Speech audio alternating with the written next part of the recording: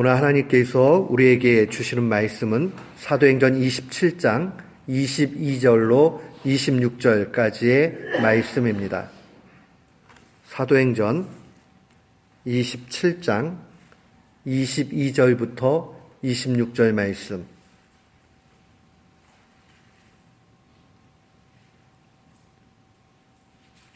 우리 같은 마음으로 주의 말씀 봉독토록 합니다. 내가 너희를 권하노니 이제는 안심하라. 너희 중 생명에는 아무 손상이 없겠고 오직 배뿐이리라. 나의 속한 바 곧 나의 섬기는 하나님의 사자가 어젯밤에 내 곁에 서서 말하되 바울아 두려워 말라. 네가 가이사 앞에 서야 하겠고 또 하나님께서 너와 함께 행선하는 자를 다 네게 주셨다 하였으니 그러므로 여러분이여 안심하라. 나는 내게 말씀하신 그대로 되리라고 하나님을 믿노라. 그러나 우리가 한 섬에 걸리리라 하더라. 아멘. 저는 오늘 본문 말씀 사도행전 27장 22절로 26절 말씀을 통해서 순전한 믿음으로 승리하라 라는 제목으로 주의 말씀을 선포하도록 하겠습니다. 성경에는 많은 믿음의 사람들의 이야기로 가득 차 있습니다. 어떻게 보면 우리의 인생 여정, 신자로 살아간다는 것은 믿음을 어떻게 지키고 사느냐 하는 그 내용이라고 볼 수 있습니다. 근데 이 믿음을 지켜 나아가는 데는 항상 걸림돌이 있습니다. 그래서 더 엄밀하게 얘기하면 이 영적인 전쟁은 믿음과 의심의 싸움이다. 이렇게 이야기할 수 있습니다. 믿음이 없으면요, 의심이 생기게 되고요. 의심이 커지게 되면 믿음을 다 잡아먹게 돼 있습니다. 반면에 믿음이 커지게 되면, 큰 믿음 가운데 가게 되면 의심은 점점 사라지게 됩니다. 베드로가 예수님 보고 너무 좋았지요. 그래서 무리를 막 걸어가면서 예수님에게 달려갑니다. 물 위를 걸어오시는 예수님을 바라보면서 자기도 정말 주님만 바라보면 빠지지 않겠다 해가지고 성급하게 해가지고 막 갑니다. 근데 작은 파도 물결이 일습니다. 그것을 바라보고 깜짝 놀래가지고 믿음의 순간 없어졌습니다. 그때 그는 물에 빠지게 됩니다. 예수님이 말씀하시죠. 예수께서 즉시 손을 내밀어 그를 붙잡으시며 이르시되 믿음이 작은 자여 왜 의심하였느냐. 그렇죠. 믿음이 작아지면 의심이 생기기 마련입니다. 그렇기 때문에 우리가 믿음 지켜간다는 일들이 쉬운 것 같지만 그렇게 쉽지 않고 순간순간 나타나는 그러한 영적인 일이라 하는 것을 보게 됩니다. 그런데요, 우리가 믿음 생활할 때에 우리가 오해 내지는 착각을 하는 그런 내용이 하나 있습니다. 그것은 바로 내가 무언가를 보게 되면 더 잘 믿을 텐데 하는 생각입니다. 내가 눈으로 보고 내가 경험하게 되고 그러면 훨씬 더 잘 믿을 텐데 라는 생각을 하죠. 그래서 사람들이 보통 이렇게 얘기하죠. 내가 보여주면 믿을게 라고 이야기합니다. 그러나 신앙, 참된 신앙이라는 것은 단순히 우리의 오감을 통해서 경험하고 눈으로 본다고 믿어지는 일은 아닙니다. 우리는 의심 많은 도마 사건을 통해서 그 사실을 보게 됩니다.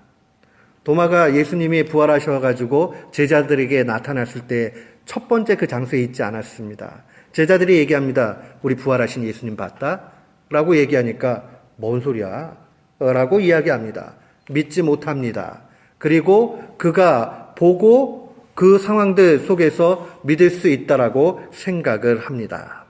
근데 요한복음 20장에 보면 도마에게 이르시되 네 손가락을 이리 내밀어 내 손을 보고 내 손을 내밀어 내 옆구리에 넣어보라. 그리하여 믿음 없는 자가 되지 말고 믿는 자가 되라고 그렇게 말씀하십니다.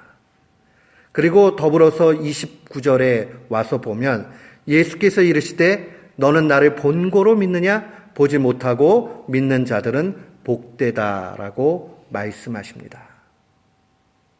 오히려요, 우리의 오감이 우리를 가장 잘 속일 수 있습니다. 우리는 종종 착시라는 말을 알게 됩니다. 오늘날의 영화나 뭐 이런 미디어를 잘 사용할 때에 착시를 이용해 가지고 만드는 경우도 많이 있습니다. 눈이 가장 잘 보는 것 같고 보면 확실한 증명이 되는 것 같이 보이지만 눈만큼 잘 속는 것이 없습니다. 우리가 느껴보고 경험하면 그게 진짜야 이렇게 생각을 하지만 그것만큼 잘 속는 것이 없습니다. 우리의 오감도, 우리의 보는 것도, 우리의 감각도 모든 것을 다 총칭해가지고 있어도 그 믿음을 보증할 길 없습니다. 그렇기 때문에 주님은 우리에게 말씀하시기를 보지 않고, 다른 말로 얘기하면 너가 체험하는 너의 제한적인 그 체험을 가지고 믿지 않고 그저 하늘로부터 내려오는 그 은혜 가운데 믿는 자가 복되다라고 말씀해 주십니다. 요한복음 20장은 참 재밌게 증거가 되어 있습니다. 이 사건 이후에 30절과 31절에 소위 에필로그가 기록이 됩니다. 글을 써놓고 그거에 대한 총체적인 내용들을 쓰지요. 거기 이렇게 증거되어져 있습니다. 예수께서 제자들 앞에서 이 책에 기록되지 아니한 다른 표적도 많이 행하셨으나 오직 이것을 기록함은 너희로 예수께서 하나님의 아들 그리스도이심을 믿게 하려 하며 또 너희로 믿고 그 이름을 힘입어 생명을 얻게 하려 함이다. 보십시오. 만약 보는 증거가 제일 확실하고 좋은 거라 그러면 성경 안에 다른 표적들 많이 행하신 거를 갖다가 더 많이 써야 잘 믿지 않겠어요? 그런데 오늘 요한 사도는 에필로그에 이렇게 적습니다.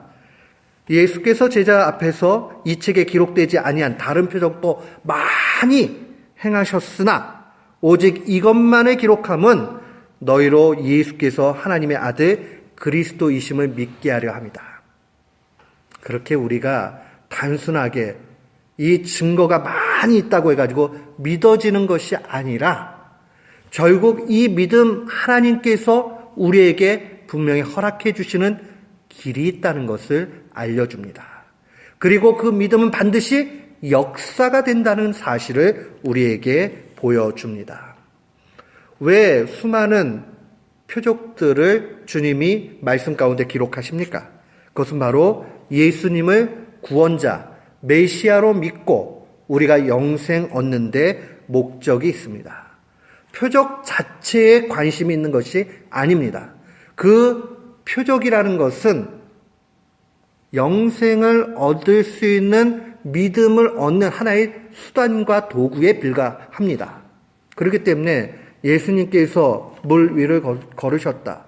예수님이 물로 포도주를 만드셨다 하는 그런 표적들과 일들이 그다지 하나님의 시각에서는 그 자체로 중요한 의미가 있지 않습니다. 그것은 그저 도구에 불과합니다. 근데 사람들은 어떻게 가지요? 뭔가 신비한 일, 그 다음에 평상적이지 않는 그러한 것들을 집중하고 거기에 더 마음을 빼앗겨 버립니다. 우리 종종 이런 생각하죠. 야, 나의 삶 가운데서도 천사가 좀 나타나가지고 오늘 본문과 같이 얘기해주면 내가 잘 믿지. 그런데요, 근본적인 믿음이 있지 않으면요, 천사가 아니라 하나님이 나타나서 말씀해 주셔도 의심하게 돼 있습니다.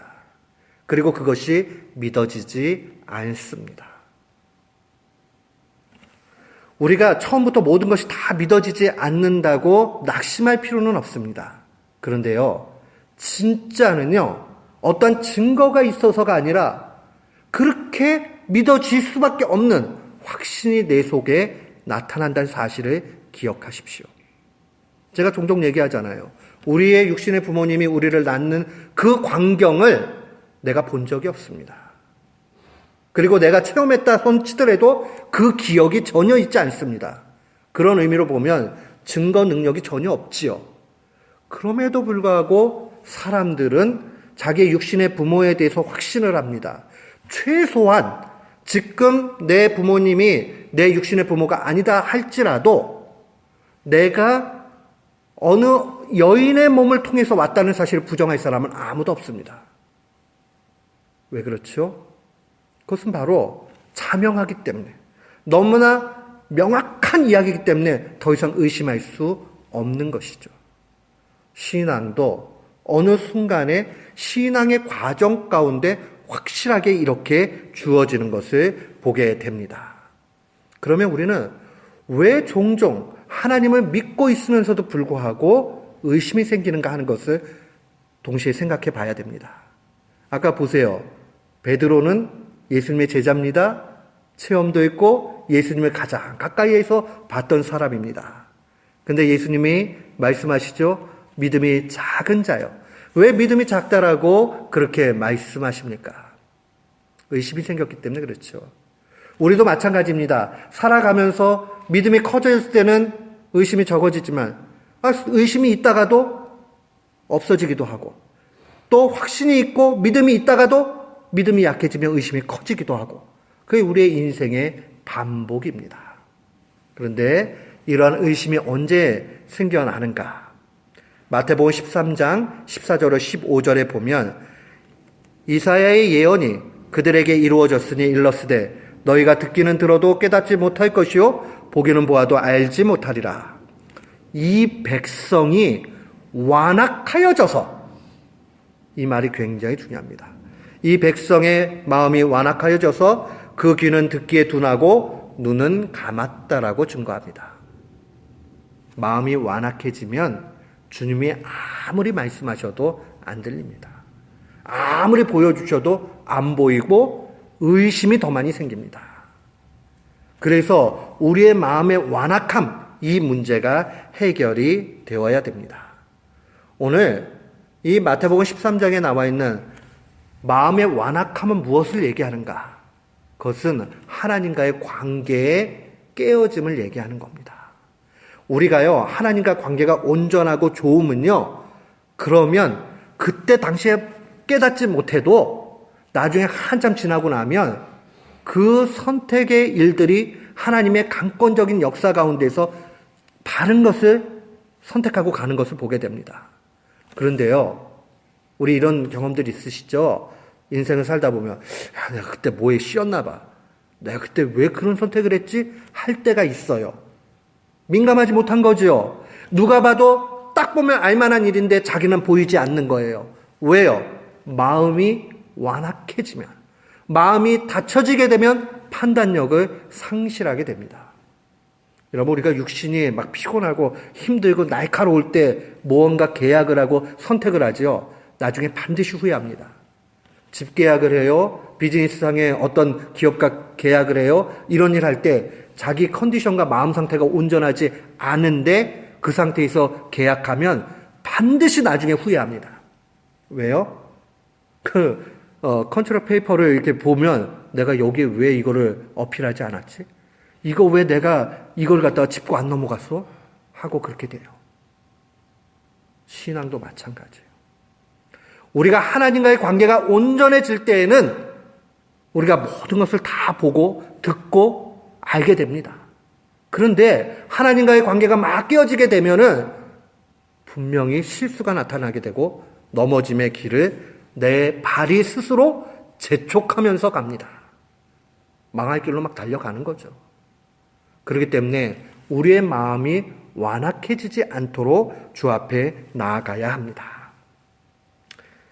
마태복음 13장은 특별히 우리가 천국장이라고 얘기해요. 비유로 천국은 어떠어떠하다 하는 예수님의 말씀을 묶어놓은 장입니다. 그러면서 주님께서 비유로 말씀하신 이유를 정말 하나님을 제대로 아는 사람들, 마음이 완악해지지 않는 사람들은 이 비유의 메시지를 깨닫게 된다라고 그렇게 말씀하십니다. 그 완악함은 키가 딱 하나예요. 하나님과의 관계가 어떠하냐 하는 거죠. 그런 의미에서 보면 믿음이 어디에서 오는가 하는 것을 우리는 먼저 잘 봐야 됩니다. 믿음이 어디로부터 오게 됩니까? 믿음은 하나님의 약속의 말씀으로부터 옵니다. 우리의 환경이나 조건으로부터 오는 것이 아니에요. 자칫 잘못하면 환경과 조건을 보고 이것이 하나님의 뜻이다라고 생각할 때가 많이 있습니다. 그렇지 않아요. 하나님의 약속의 말씀만이 온전한 기초가 됩니다. 오늘 본문의 스토리는 앞선 절을 조금 읽어보면 이렇게 증거되어져 있습니다. 남풍이 아주 잘 불립니다. 순하게 불게 됐지요. 그래서 그들이 항해를 계속합니다. 그런데 갑자기 해변에 닻을 내리려고 했는데 유라굴로라는 광풍이, 아주 엄청난 그러한 광풍이 일게 됩니다. 그리고 이 뱃사람들이 광풍과 사투를 벌이게 됩니다. 나중에는 하다 안 돼요. 그러니까 물건들도 다 버리고 그러는데 나중에는 자포자기합니다. 야, 이제 구원의 소망이 없다. 우리 다 죽게 됐구나 라고 그렇게 합니다. 거기에는 배 주인인 선주도 있었고 뱃사람들, 사공들도 있었고 백부장도 있었고 또한 바울도 있었습니다. 다 똑같은 환경과 조건의 상황들입니다. 그런데 오늘 본문 말씀에 보니까 22절에 바울이 이런 얘기합니다. 내가 너희를 권하노니 이제는 안심하라. 너희 중 생명에는 아무 손상이 없겠고 오직 배만 파손된다, 이렇게 얘기를 합니다. 이게 무슨 뚱딴지 같은 얘기입니까? 한번 생각해 보세요. 분명히 그렇지요? 남풍이 잘 불어줘요. 그래서 안전하게 갈 수 있을 거라고 생각을 합니다. 그래서 항해합니다. 그런데 유라굴로라는 엄청난 광풍을 만나게 됩니다. 정말 열심히 해가지고 사투를 벌입니다. 그 뱃사람들이 대강노전과 아니고 열심을 다해가지고 어떻게 하든지 살려고 힘씁니다. 그런데 광풍 이기지 못했어요. 그리고 이제 소망 없다 하고 결론 내렸습니다. 이거 똑같이 겪었는데 바울 사도가 22절에 정말 이상한 얘기합니다. 이제는 안심하라 이러고 얘기합니다. 사랑하는 성도 여러분, 믿음이라는 거는요, 환경과 조건보다 앞섭니다. 그 믿음이라는 것은 환경과 조건을 뛰어넘을 뿐만 아니라 언제나 하나님의 약속의 메시지에 기초합니다. 이 사실을 분명히 알아야 돼요. 우리가 아무리 어려운 환경과 상황들이 놓여져도 그거보다 하나님의 약속의 말씀이 더 힘이 세다는 것을 기억해야 됩니다. 오늘 본문에 내가 너희를 권한다는 이 권한다라는 말은 열심으로 권면하고 책망하는 그러한 의미를 모두 가지고 있습니다. 한마디로 얘기하면 확고한 믿음 속에서 나오는 그의 확신의 메시지입니다. 지금 이 광풍이 다 잔잔해진 것 아니에요. 아주 고통 가운데 놓여져 있고 그 다음에 아무런 소망을 가질 수 없는 그런 상황 가운데 있습니다. 그러나 바울은 하나님의 말씀의 기초에서 이 이야기를 분명히 전합니다. 우리 인생을 살다가 사람들이 잘못된 믿음 가운데 가는 두 가지 모습이 있습니다. 첫 번째 모습은 환경과 조건을 잘 살펴가지고 거기에 맞게 처신하면 인생을 성공해, 이렇게 얘기합니다. 여러분, 이런 이야기는 우리 삶 가운데 수없이 많이 듣습니다. 인생에는 때가 있고 그 다음에 인생에는 분명히 사는 방법이 있고 그 지혜가 틀린 것은 아니에요. 그럴 수도 있어요. 그러나 환경과 조건이 전부 다가 아니라는 사실을 분명히 알아야 됩니다. 사람들은 내가 시절을 잘 읽어내고 그 다음에 센스가 있고 그러면 성공할 거라고 생각을 해요. 천만의 말씀이요.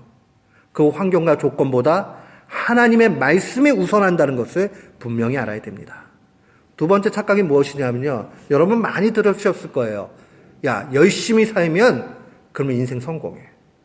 열심히 안 하니까 그게 문제가 되는 거지. 열심히 하면은, 사랑하는 성도 여러분, 뱃사공들이요, 뱃사람들이요, 정말 바다에서 잔뼈가 굵은 사람들입니다.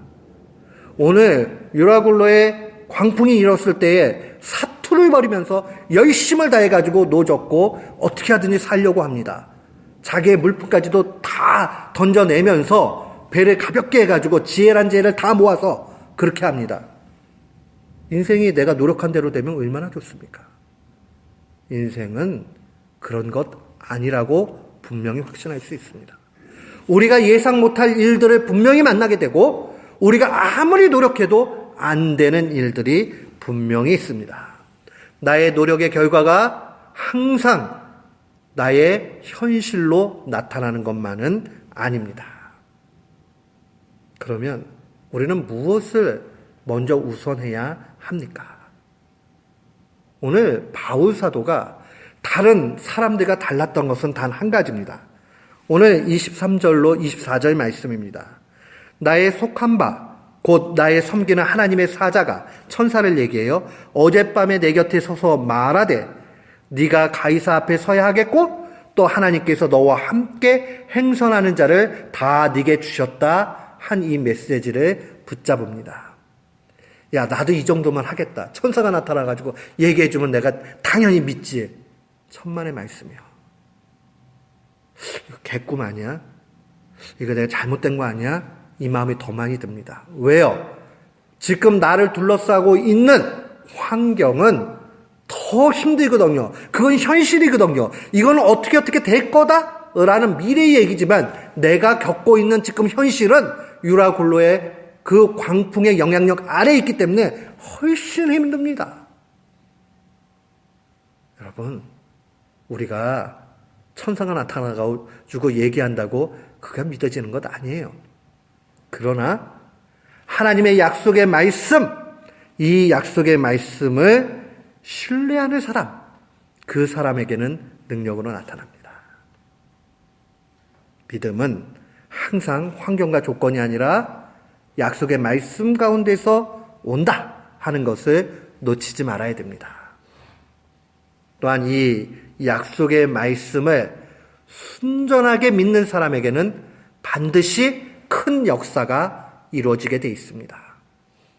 야, 나도 믿음 좀 좋아가지고 정말 믿음의 체험이 있었으면 좋겠어 라고 한다면 오늘 바울 사도가 고백한 말씀에 집중하십시오. 25절 말씀을 마음에 새기십시오. 여러분이요, 안심하라. 나는 내게 말씀하신 그대로 되리라고 하나님을 믿노라. 이 믿음이 필요해요. 저는 이것을 순전한 믿음이라고 부르고 싶습니다. 우리가 순전한 믿음을 가지고 있을 때에 그 순전한 믿음 가운데 역사가 나타납니다. 여러분이 안심하라. 나는 내게 말씀하신 그대로 되리라고 하나님을 믿는다. 우리가 하나님을 믿는다는 것은요, 하나님의 선한 손길 가운데 모든 일이 반드시 하나님 뜻대로 된다라는 그 확신을 갖는 겁니다. 바울은 그러니 유라굴로의 광풍이 별로 중요한 문제가 되지 않습니다. 하나님이 약속의 메시지를 그렇게 주셨으니 자신이 가이사 앞에 설 때까지는 죽지 않을 것이고 같이 있는 모든 사람들도 함께 할 수 있도록 분명히 역사해 주실 것을 믿고 있기 때문에 의심하지 않는 거예요. 사랑하는 성도 여러분, 우리가 좌우 상황들을 자꾸 살펴가지고 막 이렇게 하면요, 믿음보다 의심이 훨씬 많습니다. 의심하기는 쉬운데요, 확신하기는 참 어려워요. 사람 존재 자체가 그래요. 하나님에 대한 것도 마찬가지입니다. 야, 제가 막 하나도 가능성이 없어 보이는데 정말 그게 될까? 우리는 조건과 환경을 먼저 본단 말이에요. 가능성이 조금 있으면은, 그래, 가능성이 좀 있으니까 요걸 의지해가지고, 믿음으로 믿고 가야지, 이런단 말이에요. 그런데 아예 안 보일 때는 어떻게 할 거예요? 절망하고 좌절한단 말이에요. 하나님이 해주시면 좋고, 이렇게 돼버려요. 그런데, 하나님의 약속의 말씀에 기초한 사람은 그 하나님의 입으로 나오는 말씀을 순전하게 믿기 때문에 그대로 될 줄을 확신하는 겁니다. 우리에게 이 믿음이 분명히 필요합니다. 이 순전한 믿음의 기초, 하나님의 믿음의 공식은 창세기 1장부터 시작이 됩니다. 창세기 1장을 제일 많이 읽어보다 보면 제일 많이 드러나는 표현 가운데 하나가 이겁니다. 하나님이 말씀하시니 그대로 되니라. 이 말이 계속 반복적으로 나와요. 하나님이 말씀하시니 그대로 되니라. 왜 창세기의 메시지가 우리에게 계속 이렇게 동일한 구를 반복시켜 줍니까? 믿음의 근거가 바로 여기 있는 거예요. 하나님의 입에서 나오는 말씀은 그대로 되는 겁니다. 안심하시오. 왜냐? 하나님이 말씀하신 그대로 되리라고 나는 믿기 때문에, 하나님을 믿기 때문에 당연히 그렇게 될 겁니다. 증거를 대보세요. 증거가 바로 그겁니다. 라고 얘기할 수 있는 게 우리의 믿음의 모든 것이 되어야 됩니다. 다른 거 뭐 논리로 설명하고 뭐 하려고 그러면요, 모순만 나타나게 돼요. 그래서 과학을 하던 수학을 하던 하는 사람들 가운데서는 더 이상 증명할 필요가 없는 그런 공리라고 얘기하죠. 액시엄을 반드시 설정하는 이유가 그거예요. 그거는 더 이상 의심하거나 뭘 증명할 필요가 없는 자명한 것, 그것을 이야기합니다. 마치 순전한 믿음은 이와 동일합니다. 하나님의 입으로 나오는 말씀은 그대로 된다 하는 것을 의심 없이 믿는 것, 그렇게 살아갈 때에 그 사람에게 믿음의 역사가 나타납니다. 꼭 기억을 하셔야 됩니다. 순전한 믿음에 대한 예수님의 약속의 메시지가 누가복음 17장에 있습니다. 누가복음 17장 6절에 주님은 이렇게 말씀하셨습니다.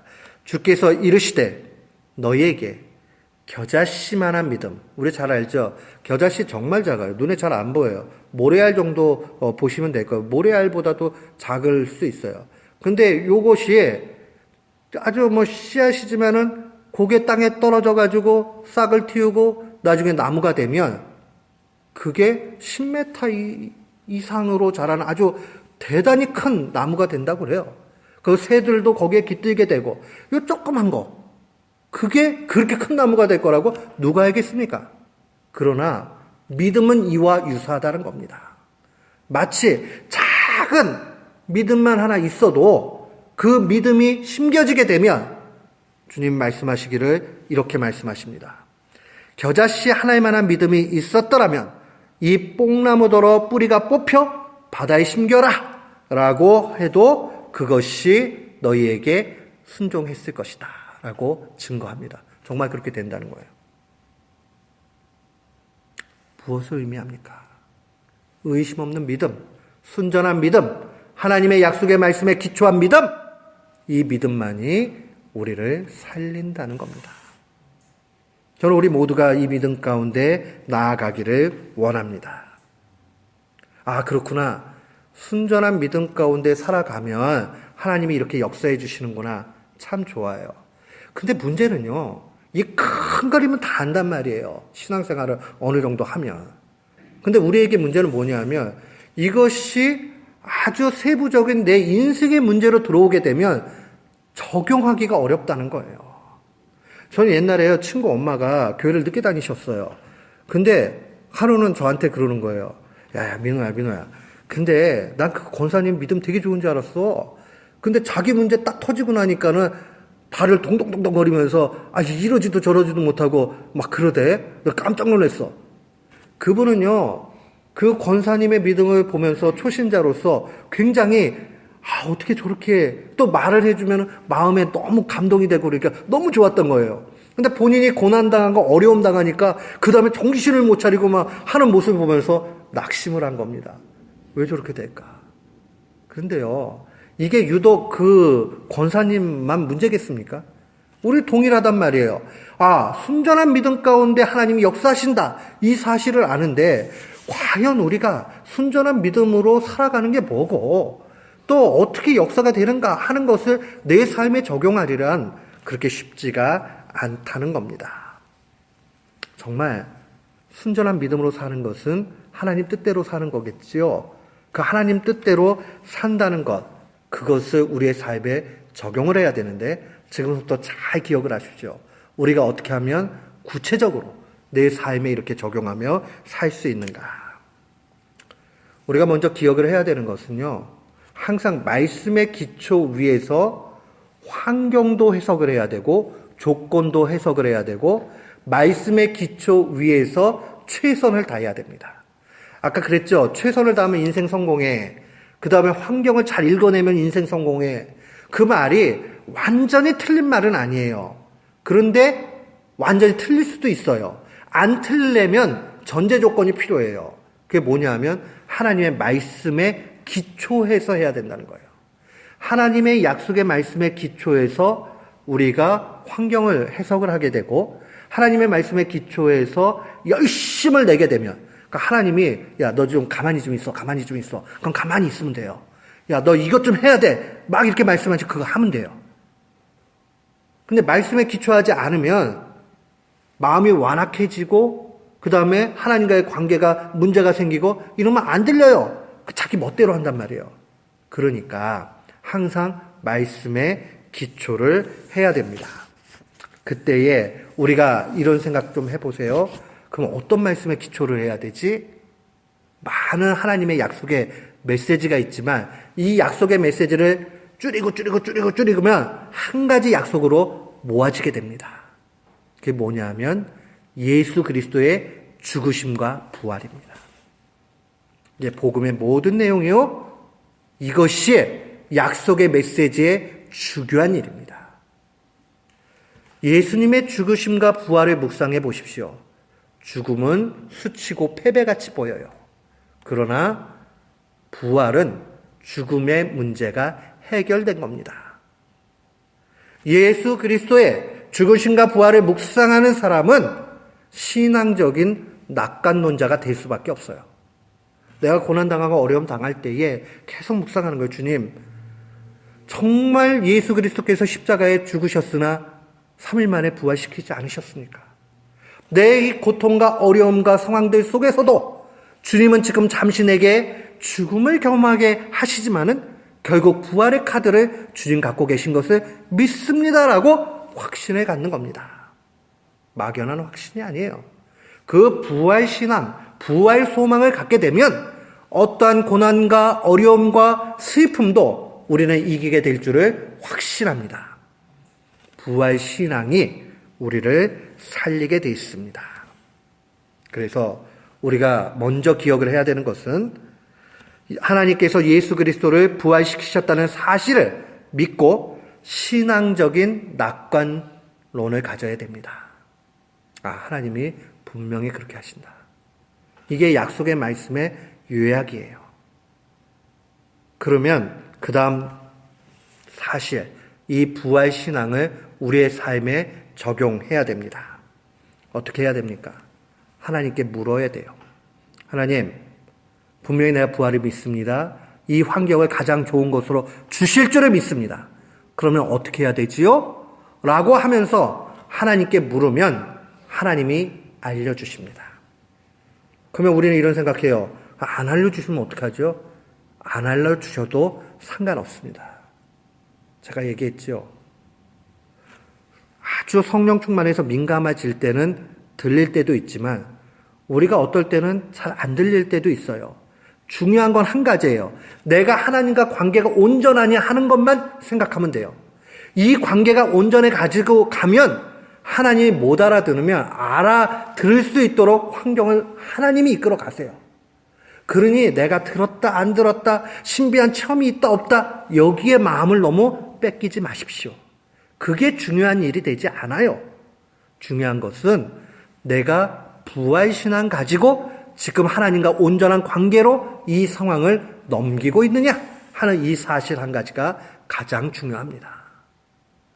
부활신앙은요, 미래에 올 먼 이야기나 부활신앙은 되면 감사한 것이고 아니면 어쩔 수 없는 것이고 하는 그런 내용이 아니에요.